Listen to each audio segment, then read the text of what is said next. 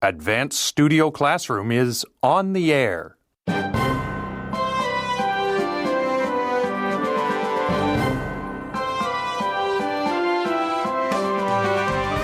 Join us today as we talk about career skills that might get you promoted.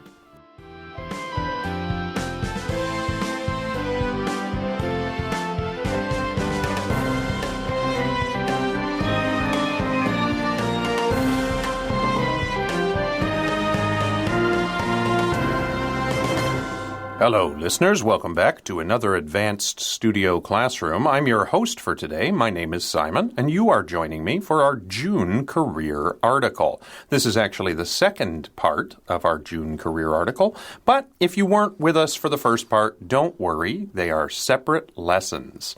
This article is titled Increasing Your Employment Value, and that really is a perfect title for today's lesson. Yesterday, of course, we talked about benefits and perks, we called them, that people are looking for or coveting when they are trying to get a job. So things that will attract employees to your company. Today we're talking about something a little different. We're talking about how to make yourself as an employee more attractive to employers. And joining me in the studio to help me discuss this, I have two panelists. David Morton, welcome back. Hello, hello. It's so good to be back with these two fantastic radio voices. Which two are you talking about there, David? That's fine. Yes. What? And we got someone else over here, Thank too. you so much. Yeah. Our other panelist today is Manya. Thank you for coming, Manya. Thank you for having me back. Manya, it's good to have you here. You have career experience, both of you. You've both had a number of different jobs over your lives, right? Mm-hmm. And so we're going to talk about some of those things specifically today. Now, the name of this lesson is actually 5 effective skills that will help you land your next promotion. And so we're talking here specifically not about skills that will get you hired or skills that will help you keep your job. We're talking about skills that will help you be promoted. Mm-hmm. And, of course, listeners, you can follow along with this lesson on page 39 of your June Advanced magazine. If you are following along with your magazine, you will notice there is a fantastic picture in the center at the top of page 39. And this picture really almost perfectly illustrates a phrase we use in English to talk about getting a promotion. When you are a person who is trying to get promotions and move up in your company, we say you are a ladder climber, and that is exactly what we see. We see a guy climbing up a ladder to the top, and ladders all around. So a really great illustration of that English phrase, being a ladder climber. So if you are a person who is interested in climbing the ladder at your company, this is maybe the article for you. We're going to offer you 5 different tips today, but our first reading is actually more an introduction into the world of careers. So let's do our first reading now. Again, listeners, you'll find it on page 39 of your June magazine. We're going to read the top half of the left-hand column now.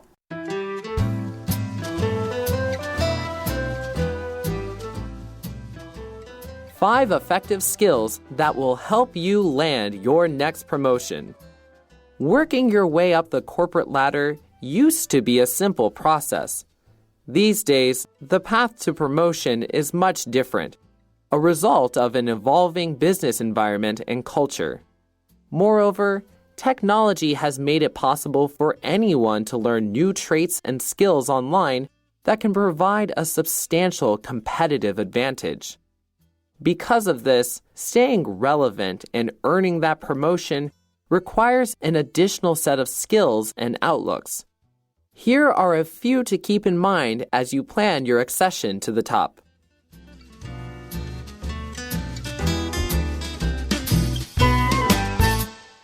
Okay, so in our first reading, we're introduced to this idea that the way you get promoted has changed over time. Our first sentence is working your way up the corporate ladder used to be a simple process. Now, David, can you tell us very quickly, what was that process? How did you get promoted in the past? In the past, people usually would get a job and then keep that job basically until retirement.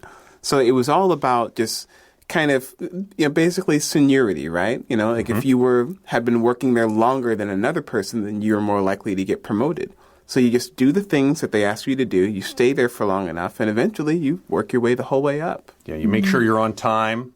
Very important, right? You're on time. You be seen to be working hard, doing the things you're assigned, and you just move up. You just wait. That's not really the case nowadays for most people. Most people jump around to different companies, and I guess the question now is, how do you still climb up the corporate ladder at a different company every time you change? Well, you're right, because, I guess the question of why people jump around from company to company, in a lot of companies, there just isn't job security anymore. Like, you can't trust that you will be in the same company, in the same department when you retire that you go into after college. So that's one issue. But the other thing that you mentioned, Manya, that I think is probably right on is this idea that when you change jobs, there's a real risk if you're also changing industries or changing the actual work you do. There's a risk that you'll go from being a more senior worker right back down to the bottom in your new job, right? So the question is, like, how do you keep your position as you move to a new job and you change around? And that, I guess, is really the essence of that change. It says, these days, the path to promotion is much different, a result of an evolving business environment and culture. So the point there just being, the work environment now is full of changes, and you have to evolve along with it. There's another factor, though, that's involved, right, David? Oh, yeah. Well, because technology, right, has made it possible for anyone to learn new traits and skills online. And that can give them like a big competitive advantage, which is also a consequence of so many jobs require prior experience. It's hard to find entry-level jobs that don't require some kind of prior knowledge. So a lot of people can try to find that online now. That's right. When we're talking about training and experience, I guess the thing that jumps to mind right away for many people will be the idea of doing an MBA.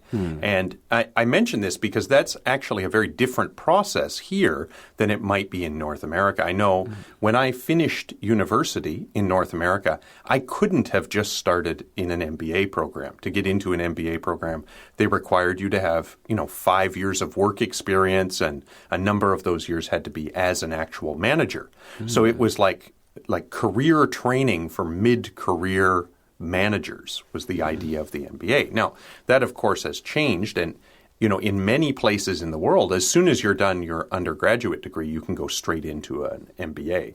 And so that it creates a different sort of learning environment, whereas in the older system, you'd be working with experienced managers and gaining from that experience. That's not necessarily true in all programs now. And why has that change happened? Well, it's happened because people need to be upgrading their skills along the way, right? The way that was dealt with in the past was through the EMBA. And a lot of people think of EMBAs or executive MBAs as being sort of like a higher level because it's for executives. But my understanding is that most of the time EMBAs were actually a shortened version of the MBA. And the idea being that executives couldn't leave their jobs to go to school for a few years, but still needed a skill upgrade. So you would go and do this program. Well, these days, you don't even have to enroll in night school. You can do things online, or you can upgrade your courses with various apps on your phone, all kinds of different things, for credit and not for credit. So that's made a big difference. And so they actually say it's made it harder for people who aren't doing these things. They say, because of this, staying relevant and earning that promotion requires an additional set of skills and outlooks. So as you're moving to a new job, you require different skills. And now, because those skills are available, there's no excuse for not having those skills if you're trying to move into a new job. Right. I guess that's basically the idea. So with that in mind, we have a few tips here to help you as a ladder climber get to the top without too much trouble. We'll get into the first two of those tips in our second reading here. The first is called Make Yourself Expendable, and the next is Check In. Let's do those readings now. They're on the bottom of the left-hand column on page 39 in your magazine.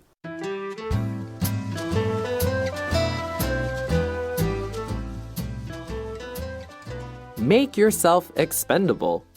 Today, being great at your job means being someone who can find more effective and efficient ways of completing your responsibilities. This requires keeping up with rapidly changing technology and business trends and applying them to your position, even if that means eventually eliminating your own job. Management needs this kind of entrepreneurial mindset. Check in. Now, you do not need to boast about all the great work you do, but do take the time to occasionally check in and meet with those in charge to discuss your progress.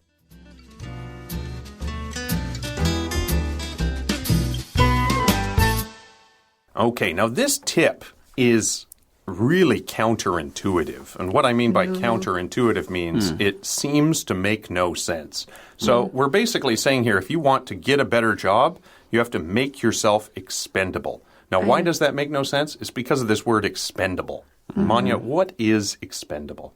Well, expendable means not necessary. It means unimportant. That seems like the worst way to keep a job I have ever heard of.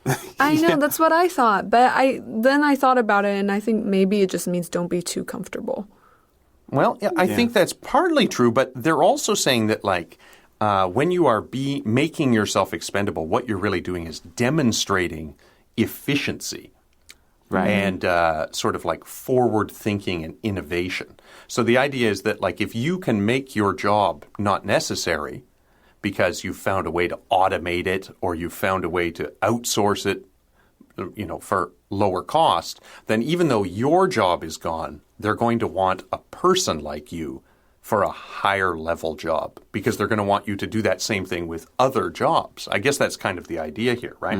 And I base that on this idea. They say, today, being great at your job means being someone who can find more effective and efficient ways of completing your responsibilities. And what does that require, David?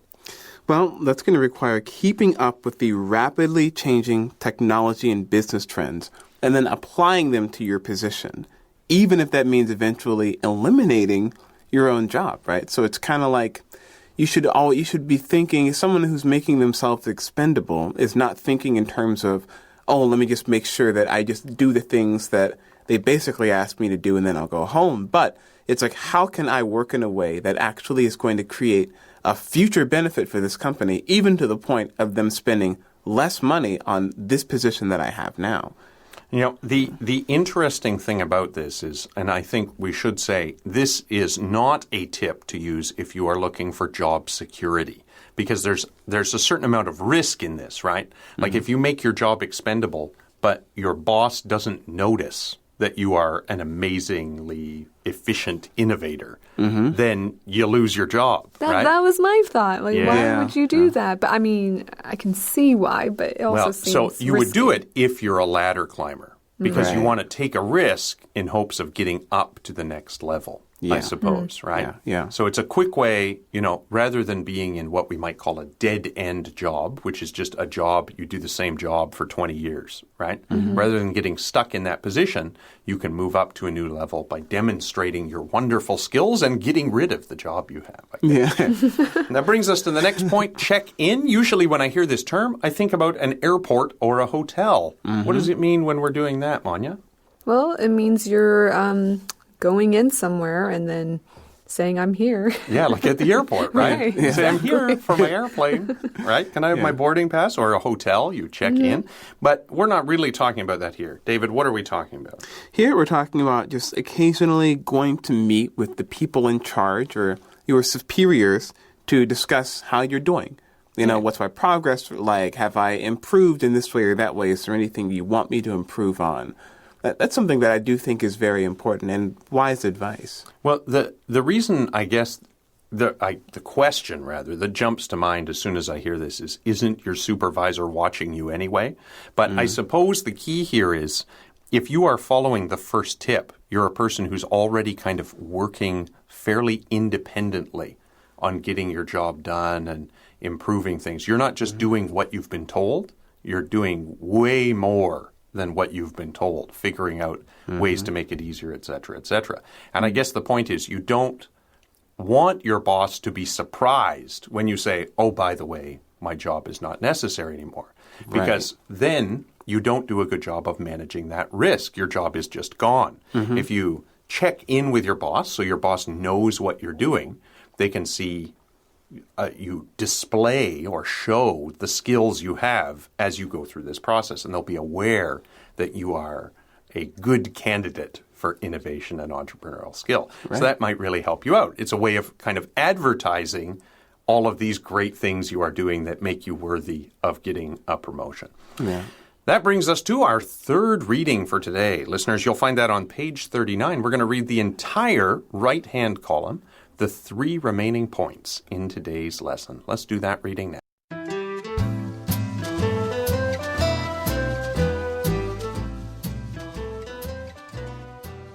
Demonstrate value. To really get noticed, you need to demonstrate the value you bring to your company, both now and in the future. For instance, closing a deal can result in immediate revenue, but closing or nurturing a long-term client could deliver much more value in perpetuity to the organization. Play to your strengths. Identify areas where you excel and create a strategy for applying these strengths to your current position. That might mean altering your job to fit with your strengths or changing positions altogether. Find passion and mission. In my experience, the easiest way to get promoted is to be passionate about the work you do. When you find passion and a core mission with your work, you become more involved and invested in your work, which eventually helps you capitalize on all the skills mentioned herein.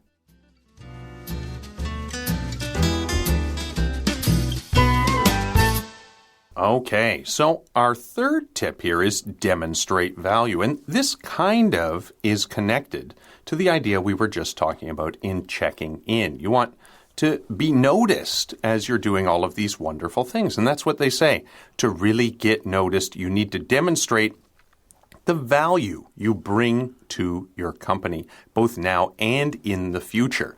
Now, that idea is connected to our last point, check in. But as we continue with this point, the idea kind of changes a little bit. Really, it almost changes from demonstrate value to work for the long term. Build stability, right? Look for long-term goals. Now, where do I get that idea? Well, it says in the next sentence, for instance, closing a deal can result in immediate revenue. So if you close a deal, you find yourself a hero for the day. But closing or nurturing, and nurturing just means taking care of, a long-term client, that has a different result. What result does that have, Manya? It has a more permanent result, a forever result. Yeah, they actually use the term in perpetuity. I hope I pronounced that right. I might be using my Canadian accent. Do you say it the same way, David? Yeah. We say that in America too. In perpetuity. Okay, so if you're getting value in perpetuity, what are you doing? You're getting it's like we have this phrase, if something is a gift that keeps on giving, right? It's like you've gotten something that is more than just like, oh, you got some money for the day. It's like, oh, no, you've got someone who's going to stick with your company and keep on doing business, and maybe there'll be even bigger deals with them in the future. And it's like something that will go on for longer and continue to have a benefit. Well, that's the benefit of nurturing the relationship. The term in perpetuity just means forever. Like it keeps going forever, right? Yeah. And so what you're talking about there, I suppose the question that jumps to mind is, well, like, how is this different? Why does getting a sale today, why is that a different thing than developing a relationship? Or is it a different thing? Well, it's certainly a different thing. I mean, you can close a sale for one day and then take the money and go and never talk to that person again. Or you can develop a long-term relationship. Like at my old job, we worked with some vintage buyers. They would buy kind of old school clothing from our warehouse. There were some people that would come in, get a box of stuff and then leave. And then there are other people who would come in, like what we have, we'd buy them some lunch, and then they would use our warehouse to regularly stock their own boutique, wherever it was, right? So we could always count on them every year to come in at a certain time and spend a bunch of money. When I think about the difference here, the thing that jumps to my mind is a question of how you make the sale. So sometimes it's maybe easy to pressure someone to buy something, or, maybe the salesperson even, if not lies to you, then doesn't tell you the whole truth, or doesn't accurately represent this. We've all had this happen where we buy something and then later we kind of regret it, right? Yeah. So if you've made a sale in that way, you're making a one-time sale. But if you're really focusing instead on the relationship, you might find that you make many, many sales to this person over time. Our fourth tip is play to your strengths. Now, that's actually a fairly common English phrase, Manya. Can you explain to us what it means? It means to really use your strengths, to know what your strengths are, and then adjust everything to play your strengths. So there's two things I'm hearing you saying. One is you actually have to know yourself pretty well. You have to know what you're good at, and then you have to use those things. So it actually, I think, is a phrase that comes from sports, the idea being that usually when you're playing team sports, different positions on the team have different requirements. Some people need to be faster, some people need to be stronger. And the idea is if you are in the wrong position, you're not going to be very successful. You're going to be wasting a lot of your potential or your skills. And that, I think, is the same idea here. We want people to know who they are and what they're good at, honestly, not just what they would like to be good at, but what they are good at, so they can maybe make some changes and get into a job where their real skill can really shine. Now, that kind of requires a bit of a plan, and we actually have a sidebar about that. It is at the very bottom of the left-hand column on page 39. It's called Have a Plan. Now, David, do you mind reading that for us? Certainly. The best way to determine if your position is right for you and if you should be working toward that promotion at all is to develop your own personal action plan, which includes a deep, thoughtful evaluation of your personal vision, goals, and strengths. In reality, it is difficult to land a promotion if you are not ultimately passionate and well-suited for the work you do. And in the end, it may turn out that the promotion you are fighting for is just another step in the wrong direction. Yeah, and this is such a difficult thing for people to do, really, especially coming up with sort of an honest plan, because we tend to, in society, have kind of jobs or careers or things that are popular at the time, and people kind of want to be part of that. So a good example at the moment here in the city we live in is this idea of creative business. People want to be creative. They want to be, designers, things like that. And, that is a wonderful goal to have. But the reality is that people have different levels of ability when it comes to creativity. So if you ask a large group of students, you say, put up your hand if you think you are creative. A lot of hands go up. But if you say, put up your hand if you've ever created something totally new, not copying an idea, a lot of hands go down, right? And then if you say, keep your hand up if you've been able to make a product out of that and sell it, hands go down. And you end up with a very small number of people who are actually really good at being creative for a job, like supporting themselves by being creative. And I think that's the point here, right? We all are creative to a certain extent, but you have to know how creative you are and what your other skills are and how those things fit together.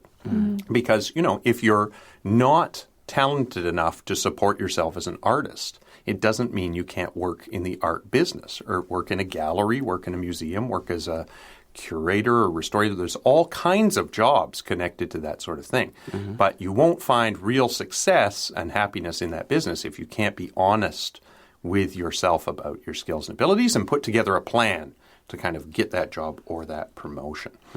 The fifth tip was find passion and mission. And Manya, that fits very well with this idea of really understanding what your strengths are. How does that fit?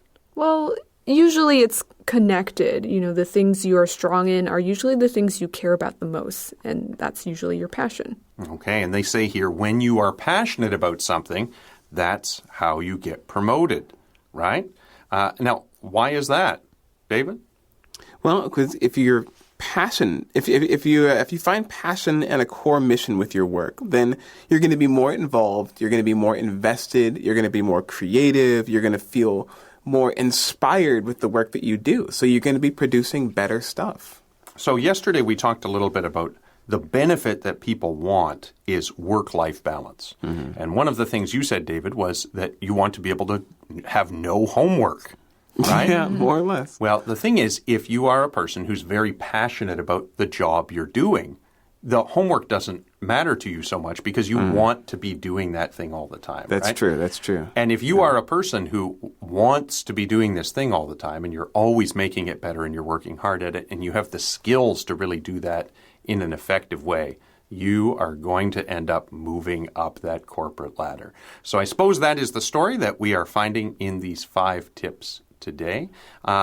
I have enjoyed this article. I'm so glad the two of you were able to join me on the panel today. Yeah, me too. I enjoyed it as well. This is a nice article. And we're glad you were able to join us too, listeners. We hope you'll join us for another advanced lesson sometime very soon. Until then, I'm Simon. I'm Manya. And I'm Dave. Saying bye for now. See you later.